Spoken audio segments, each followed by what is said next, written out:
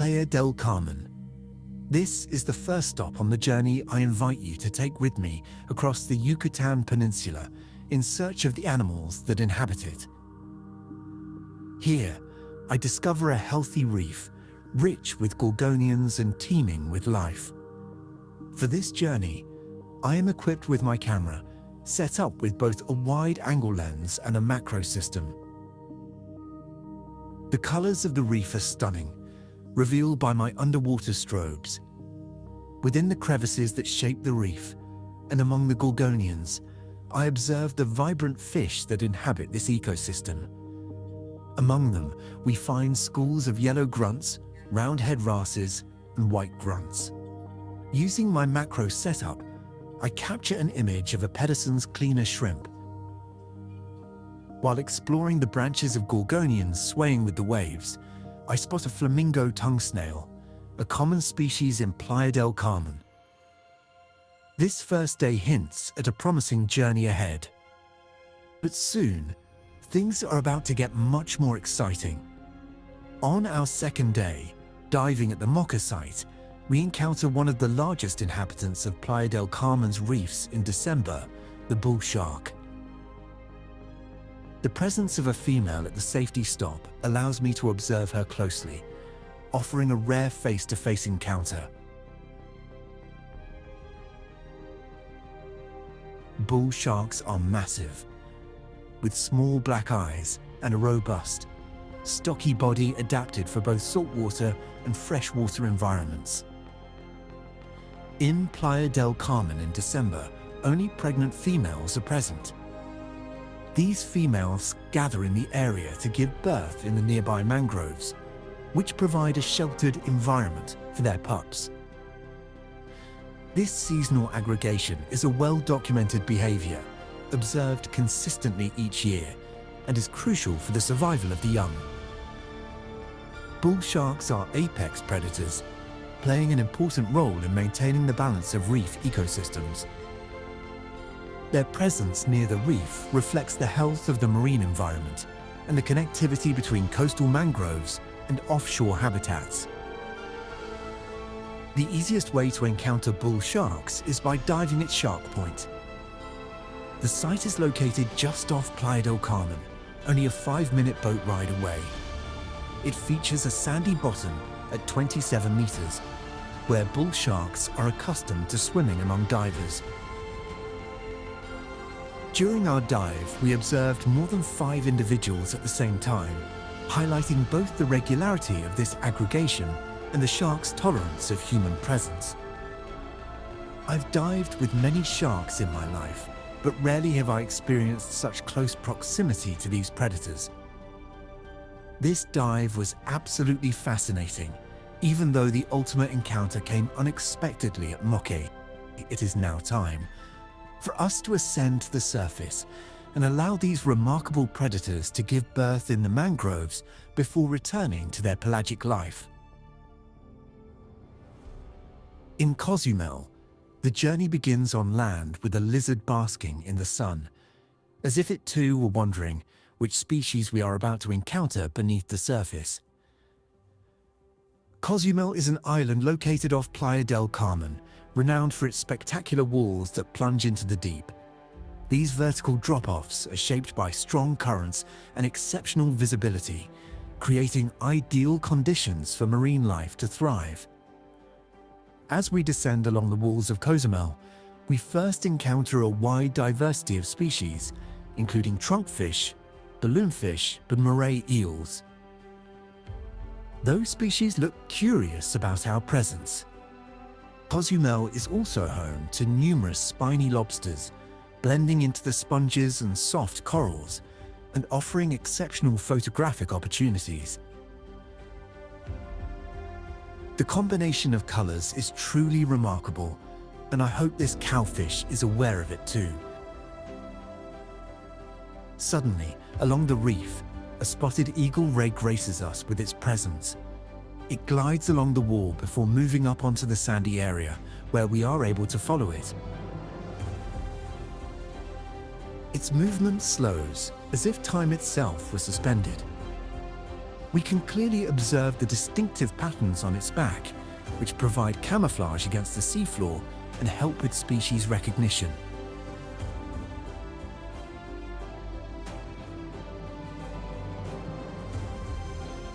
The ray then begins to feed, searching for buried mollusks and crustaceans in the sand using its rostrum. I had never seen one this close before. After one final pause, it disappears into the blue. As the dive continues, we encounter another iconic species of Cozumel, the nurse shark. Nurse sharks are typically slow-moving, bottom-dwelling sharks, often found resting in caves or under ledges where they actively ventilate by pumping water over their gills. On this occasion, however, this individual is swimming in open water, offering us an uncommon display of its natural grace.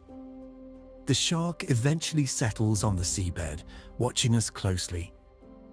In order not to disturb it, we continue the dive and encounter another local predator, the barracuda. It is on this final image that our journey in Cozumel comes to an end. The following day, we head to Punta Laguna, where we hope to encounter two species of monkeys, spider monkeys and howler monkeys.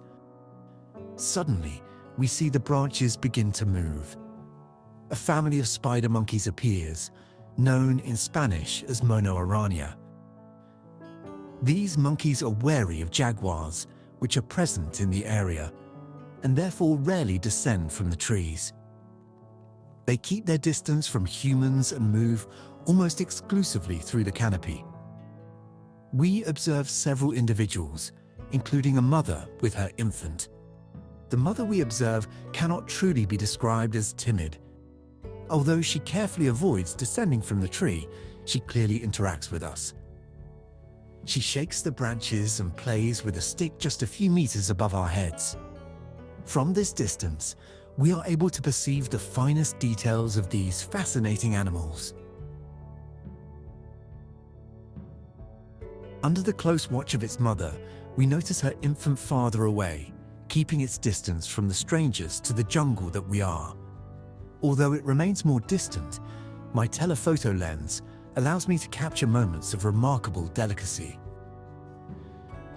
I'm not sure whether I am more struck by the depth of its eyes or by its careful grooming technique. Then, after offering us a unique moment, it disappears once again into the branches. It is time to leave this family after capturing such an emotional moment. As for the howler monkeys, the most remarkable display occurred in the south, in the Sian Ka'an Reserve. Although this species is more rarely observed, an entire family made its presence known to us. They spend most of their time feeding in the branches or chasing one another, and they descend to the ground only very rarely. This male has grabbed a fruit and settles comfortably on a branch to eat it. They use their tail as a fifth limb, securing themselves by wrapping it around the branches.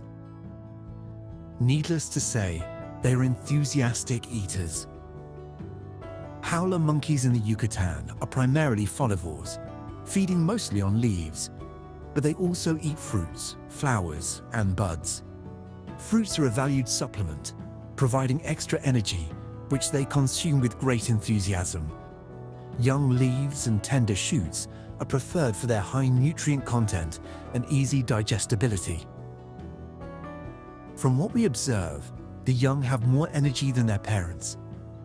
One juvenile climbs high into the canopy to enjoy the sun's rays. I capture a few images of these magical moments before we leave the jungle.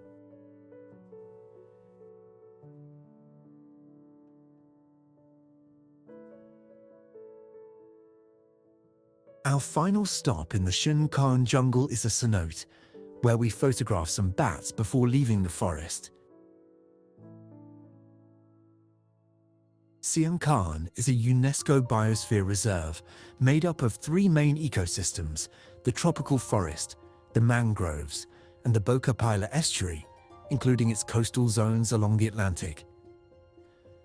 On this part of our trip, we navigate the historic canals dug by the Maya, using a boat to explore the waters and observe the wildlife of the mangrove and estuarine areas. These canals are unique in the world, with fresh water so clear that it is almost translucent. It is possible to observe juvenile crocodiles here, although we did not encounter any. However, as our boat moved through the canals, we were able to observe numerous bird species. First, we spot a cattle egret, which takes off as we arrive. The photos of this white bird taking off are stunning. Then, even more impressive, we see American vultures. These large birds, with wingspans exceeding 2 meters, provide one of the most spectacular photographic opportunities of my entire Mexican trip. As we approach the Boca Pila Delta, the water becomes turbid as fresh and salt water mix. We observe numerous tricolored herons and pelicans, patiently hunting small fish to eat. But the most spectacular sight of the day was provided by a pair of ospreys. As one member of the pair returned to the nest, we could see the small heads of their chicks eagerly awaiting its arrival. This raptor is one I had never encountered before, but it is absolutely stunning. Observing it with its 4 chicks is even more incredible. In this area, the large nest is built low in the mangroves rather than high in the trees. Unfortunately, the couple has incorporated a significant amount of plastic into the nest, highlighting the impact of human pollution even in these remote areas. Ospreys in the Yucatan feed almost exclusively on fish, which they catch by diving into the water from above. Both parents care for the young, feeding and protecting them until they are able to fly and survive independently. The mother carefully tears apart a fish that the pair has caught and feeds the chicks piece by piece. Each chick receives a portion directly from her beak, a process that ensures that all 4 young are nourished. As we continue, the water we are traveling on is now salty. Under the watchful eyes of the pelicans lining the delta, we arrive at the Caribbean Sea. The Boca Pila Delta is part of the complex water network of Sian Ka'an, where fresh water from the interior meets the sea. This interconnected system of lagoons, channels and coastal waters was historically used by the Maya as part of their transport and trade routes, linking inland settlements to the Caribbean. In a symbolic moment, we again spot a red-headed vulture and the osprey fishing in the Caribbean Sea before turning back. Our boat speeds through the canals, carrying us toward the mainland. The sun is setting, and the colors are breathtaking. Just when the day seemed already extraordinary, we encounter one of the rarest and most iconic birds of the Yucatan, the jabiru, accompanied by a stork. These rare birds mark the conclusion of our day in Sian Ka'an.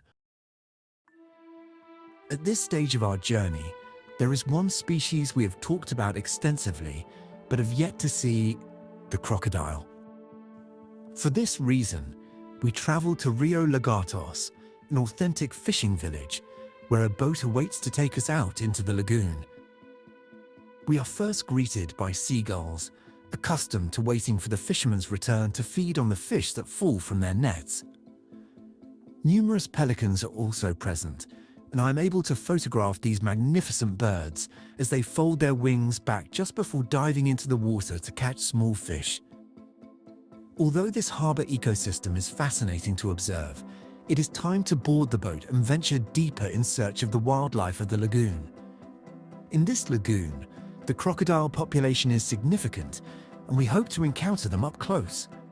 We first encounter a stork feeding, probing the mud with its beak in search of small fish and crustaceans. Once again, my telephoto lens allows me to capture remarkable shots. The stork hunts alongside a blue heron, marking our first observation of this species here, while tricolored herons are fairly common in the area. Suddenly, we encounter the master of the lagoon, an American crocodile basking in the sun. This reptile is massive, with adults in Rio Lagartos often exceeding 4 meters in length. Its eyes are alert and piercing, and its powerful jaws are lined with sharp, conical teeth, perfectly adapted for catching fish, crustaceans, and occasionally birds or small mammals.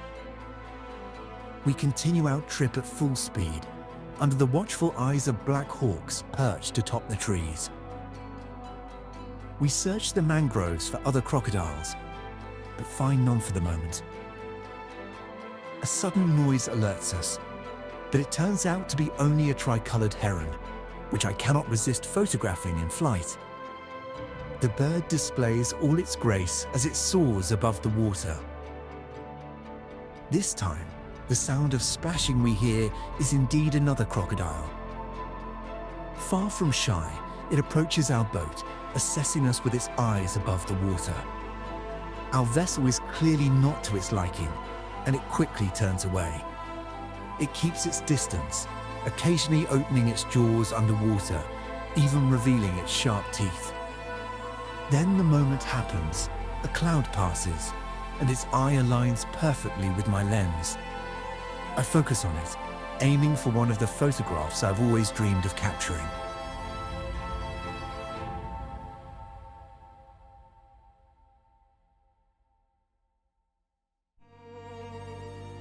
We continue our journey, searching the trees and mangroves for new species, even stepping onto the exposed roots of the mangroves. Along the way, we encounter several pelicans resting on a sandbank, and a species we had not yet seen, the cormorant. The cormorant is a skilled hunter of the lagoon, diving with precision to catch fish. Continuing along the lagoon, we carefully scan the wild landscapes and are rewarded by the sight of 2 ibises. They're extremely photogenic, though the passing clouds make capturing the perfect shot a challenge. It's as if we are shadowing the black hawks, who continue to watch us closely.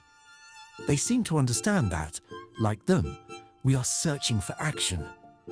Their presence often signals hunting scenes, which in turn provide them with opportunities to feed. However, it is not this crocodile that has planned to be active today.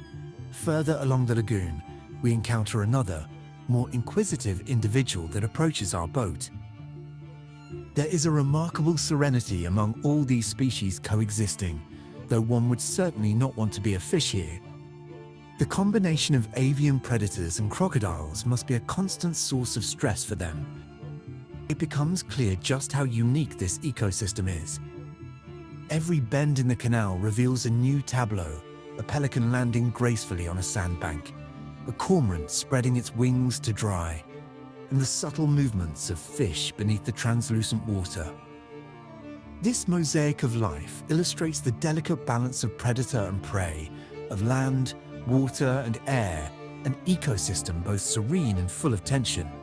Here, the interplay of species demonstrates the resilience and adaptability required to survive in these tropical wetlands, where every creature plays a vital role in the story of the lagoon. A final flight of pelicans crosses the sky. The vibrant pinks of the flamingos catch the last rays of sunlight, their reflections shimmering on the water's surface. As we drift back toward the village, it becomes clear that this journey through the Yucatan has been a celebration of life in all its forms.